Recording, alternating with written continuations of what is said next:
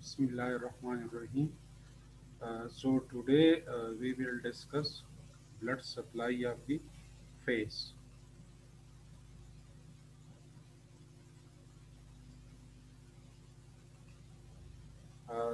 As far as the boundaries of the face is concerned, this is the boundary of the face. Superiorly, the face extends up to the hairline, inferiorly to the chin and base of the mandible, and on each side up to the auricle. So this is the boundary of the face. As far as the blood supply of the face is concerned, first we should know the origin of these vessels. So we have the major vessel, aorta, which begins at the base of the left ventricle, and on the right side we have brachiocephalic artery, which further divides into right common carotid and right subclavian artery. On the left side, the left common carotid artery and the left subclavian artery takes origin directly from the aorta. And this common carotid artery will further divides into external carotid artery and internal carotid artery. And then external carotid artery will give branches to the face in the form of facial artery. So three branches arise from the convex aspect of the aorta, that is the arch of the aorta. Brachiocephalic artery on the right side, and the left common carotid and left subclavian on the left side.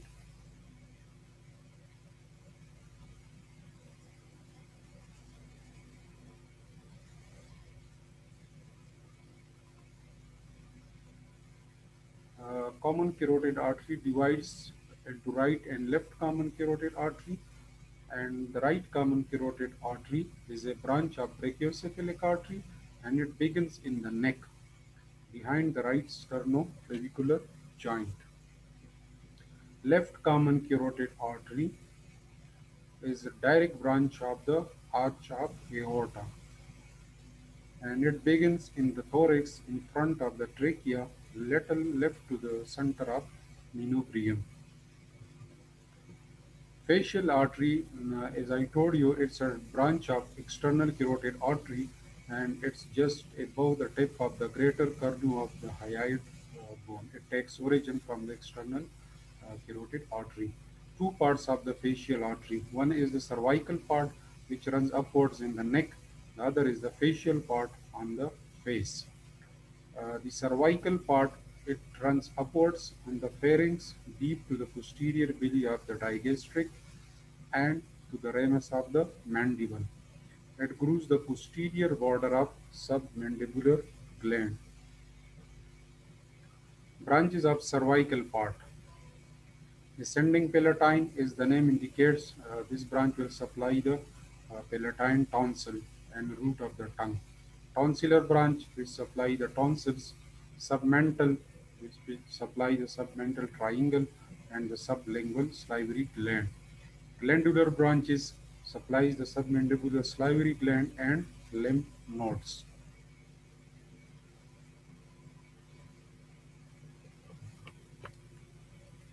The facial part, it enters the face by winding around the base of the mandible by piercing the deep cervical fascia at the inferior angle of the masseter muscle. First, it runs upward and forwards to a point half an inch lateral to the angle of the mouth. Then it ascends by side of the nose up to the medial angle of the eye, where it terminates by supplying the lacrimal sac and by anastomosing with the dorsal nasal branch of the ophthalmic artery. The facial artery is very tortuous. So you can see here the facial artery. This is the facial artery. It takes origin from the external carotid artery. This is the common carotid artery, which divides into external carotid and internal carotid artery. And this facial artery takes origin from the external carotid artery. This facial artery then bends around the neck of the mandible then it goes along the angle of the mouth, then on the lateral side of the nose, and then on the medial aspect of the eye, where it supply the lacrimal sac, and then it ends by anastomosing with the dorsal nasal branch of the ophthalmic artery. So by in this way, the facial artery, it communicates with the ophthalmic artery.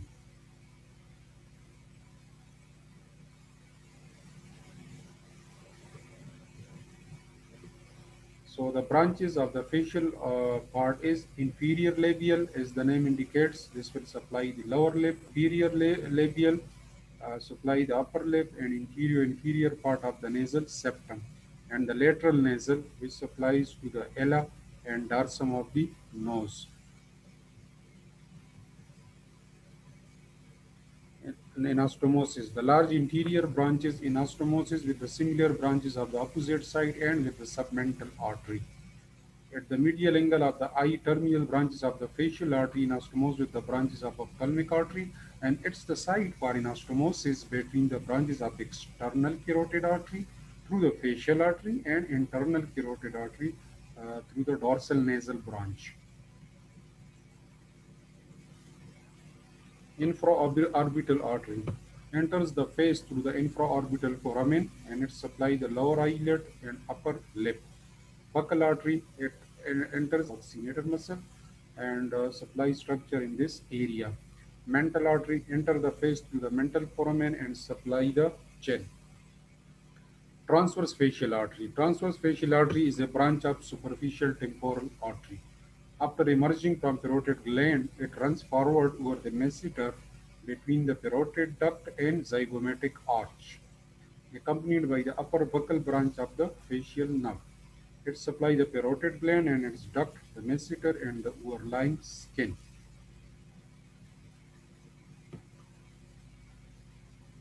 So this is the transverse facial artery. Transverse facial artery is a branch of superficial temporal artery, and it goes along the parotid gland and supply the parotid gland and its duct and masseter muscle.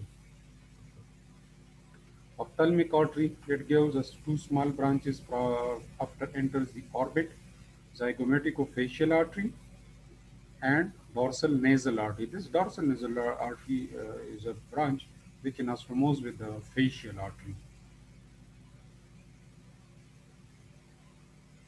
So this was about the arterial supply. Now about the venous drainage of the face.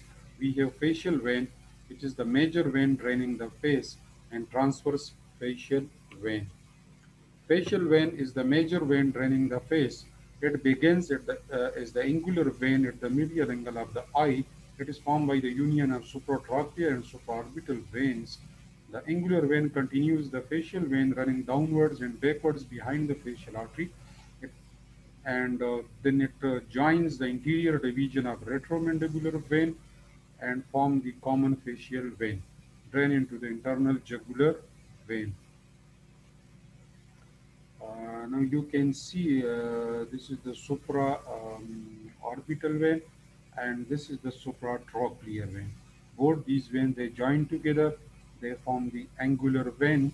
The angular vein goes downwards and form the facial vein, and this facial vein is then joined by the, this is the interior division of the retromandibular vein, join the facial vein to form the common facial vein. This is the area of the common facial vein, and this common facial vein then joins the internal jugular vein. Then it drains to the internal jugular vein. Transverse facial vein is the small vein supply the face. It empties into the superficial temporal vein within the substance of parotid gland. This is the dangerous area of the face, you can see. And why this is the dangerous area?